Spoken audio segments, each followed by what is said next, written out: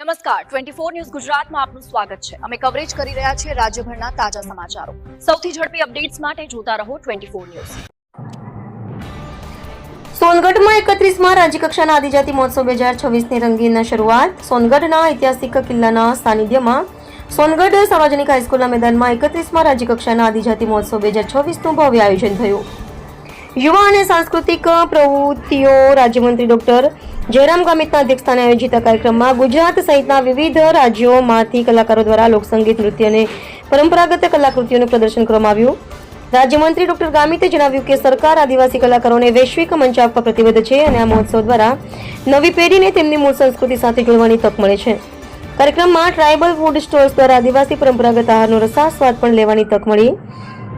અધિકારીઓ, પદાધિકારીઓ, આગેવાનો અને મોટી સંખ્યામાં કલાપ્રેમીઓ મહોત્સવમાં જોડાયા હતા। આ ભવ્ય કાર્યક્રમ રમતગમત, યુવા અને સાંસ્કૃતિક પ્રવૃત્તિઓ વિભાગ, જિલ્લા વહીવટીતંત્ર અને સ્થાનિક કમિશનરશ્રીના સંયુક્ત પ્રયાસોથી યોજાયો હતો।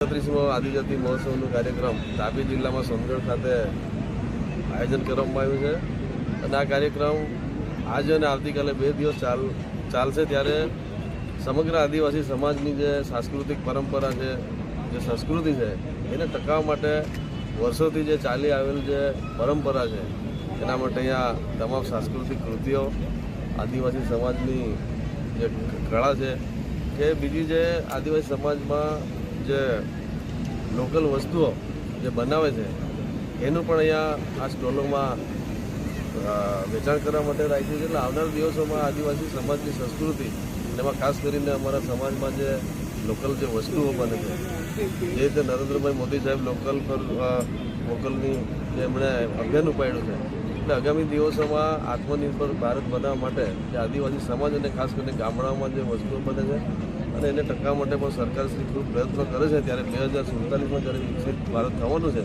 ત્યારે ખાસ કરીને ગ્રામીણ વિસ્તારમાં જે બનતી વસ્તુઓ અને જે અમારી સંસ્કૃતિ છે એ પણ ખૂબ મહત્ત્વની બની રહેશે અને આવા કાર્યક્રમો કરવાથી જે સ્થાનિક લોકો છે, જે અમારી બનાવટો છે, એને પણ રોજગારી માટે પણ આવા કાર્યક્રમો કરીને એને રોજગારી માટે પણ આ સારું પ્લેટફોર્મ મળે છે। જે સાંસ્કૃતિક કૃતિઓ છે એને પણ આ મંચ પર આવીને આવનાર દિવસોમાં એમનું પણ બહાર કદાચ જવાનું હોય કે વિદેશ જવાનું હોય તો પણ આ કૃતિઓને આવા કાર્યક્રમોથી પ્લેટફોર્મ મળે છે।